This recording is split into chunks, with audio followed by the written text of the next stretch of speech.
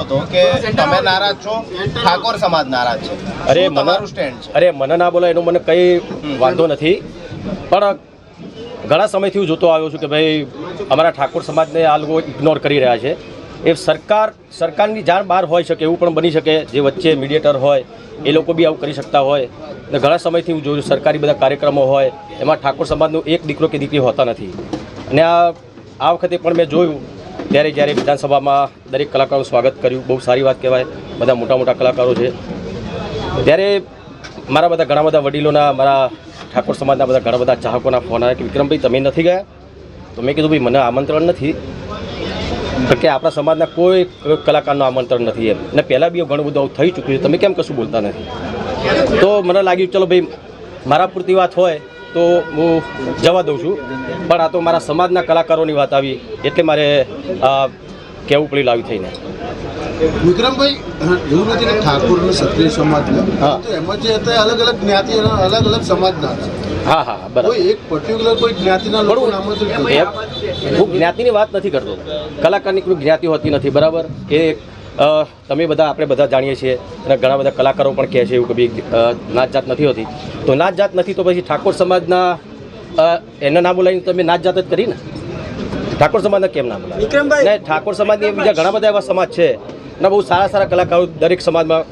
તમે જો પટેલ સમાજ હોય કે બીજા ભરવાડ સમાજ હોય, ઘણા બધા સમાજ છે એવા, પ્રજાપતિ સમાજ હોય, દરેક સમાજમાં સારા સારા કલાકારો છે. તો હું માનું છું ત્યાં સુધી સરકારશ્રીને હું ખાલી એટલી જ વિનંતી કરીશ કે દરેક જ્ઞાતિના કલાકારોને તમે બોલાવો, સારા સારા જે કલાકારો હોય, અને દરેકનું સન્માન થવું જોઈએ. ખાલી તમે જે તમારા મીડિયેટર જે છે, વચ્ચેવાળા જે છે, એ લોકો જે પસંદ કરે એને જ તમે બોલાવો, એનું સ્વાગત કરો, એ ના ચાલે. અચ્છા, આમાં સ્પષ્ટતા કરો ને, તમને શું ખ્યાલ આવ્યો? કોણ મીડિયેટર હતું, કોના થ્રુ ત્યાં ગયા હતા અને કોને આમંત્રણ હતું, કઈ રીતે? મને મીડિયા દ્વારા જાણવા મળ્યું કે શંકરભાઈ ચૌધરી મારા ખ્યાલથી એમણે બધાને બોલાવ્યો, તો એ મને મીડિયા દ્વારા જાણવા મળ્યું. વિક્રમભાઈ, હા, આપણે પટેલ સમાજના કલાકારો, ચૌધરી સમાજના કલાકારો, બ્રાહ્મણ સમાજ બધા જ કલાકારો છે, કોઈએ વાંધો નથી ઉઠાવ્યો.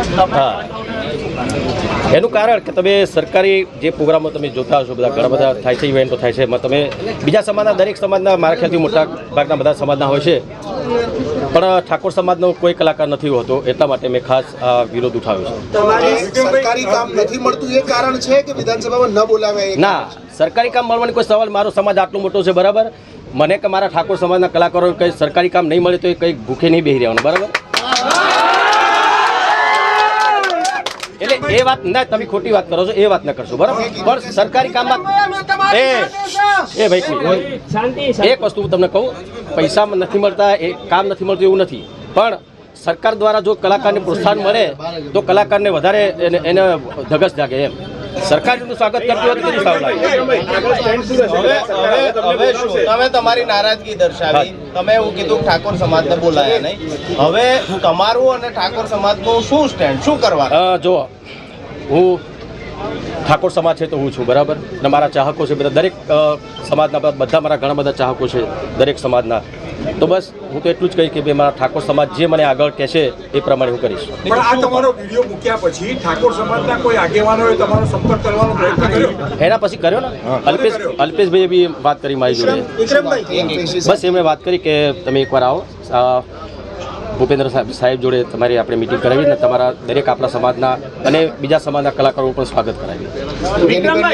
કીધું છે કે સમાજ જે નક્કી કરશે અમે સાથે રહીશું. કોંગ્રેસનું પણ સ્ટેન્ડ એવું છે, તમે શું કહેશો? બસ એ જ કહું, સમાજ જે કહેશે એ રીતે અમે કરીશું. બસ વિક્રમભાઈ, સરકારનું એવું કેવું છે કે ભાઈ ખાલી લોક કલાકારને જ બોલાવ્યા હતા, જો ફિલ્મ કલાકાર બોલાવે તો 100-150 થી વધુ કલાકારો થઈ જાય અને પછી વ્યવસ્થા કરવામાં અને બધી તકલીફો થાય. ઓકે, હા, ચલો, બરાબર. એટલે મેં એક મિનિટ તમે કીધું ફિલ્મી કલાકાર, પણ મેં ક્યાં કીધું ફિલ્મી કલાકારને તમે બોલાવો? મને બોલાવો એવું મેં કીધું જ નથી. હું ફિલ્મી કલાકાર છું, સાથે સાથે ગાયક કલાકાર છું, ભજન પણ ગાઉં છું, સંતવાણી પણ કરું છું, માતાજીના ગરબા પણ ગાઉં છું, બરાબર? ખાલી ફિલ્મી કલાકાર નથી.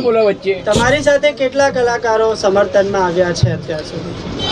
કલાકારો તો દરેક સમાજના કલાકારો મારા સમર્થનમાં છે, એટલે તમને બધાને ખબર પણ છે. સાહેબ, ક્યાંય ને ક્યાંય એવો પણ એક વાત આવી રહી છે કે રાજકીય માઇલેજ મેળવવા માટે અથવા તો રાજકીય વિવાદ ઉભો કરવા માટે આખું તમે સ્ટેન્ડ લીધું હોય અને એમાં ગેની બેને પણ તમારા સમર્થનમાં આટલું છે, તો આ વિશે તમારું શું કહેવું?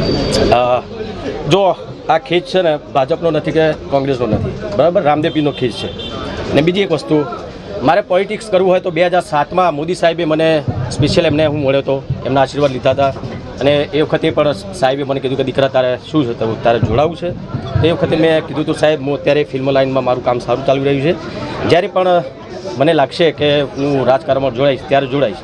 એ વખતે 2007ની વાત કરું છું, અત્યારે કેટલું 25 છે અત્યારે, બરાબર. તો અત્યાર સુધી મેં રાજકારણમાં જોડાવા માટે કે ભાઈ રાજકીય આ કંઈ પેલું એ કરવા માટે મેં નથી કર્યું. આ ફક્ત ને ફક્ત મારા ઠાકોર સમાજ અને જે સમાજના લોકોને જે ન્યાય નથી મળે બીજા સિંગરોને એના માટે જ કર્યું. સાહેબ, ઠાકોર સમાજના આટલા બધા સરકારમાં પ્રતિનિધિઓ છે, કોઈ તમારો સંપર્ક કે કંઈ કર્યું હતું આ જે વિવાદ? અને ઘણા બધા એક અમારા ઠાકોર સમાજના બહુ અગ્રણી આગેવાન છે, અમારા નવગણજી છે, અમારા ભગવતજી, ઘણા બધા અમારા શેરથાથી મારા ભાઈ હર્ષદ છે, ઘણા બધા અમારા સમાજના આગેવાનો છે, એ લોકોએ મને વાત કરી હતી.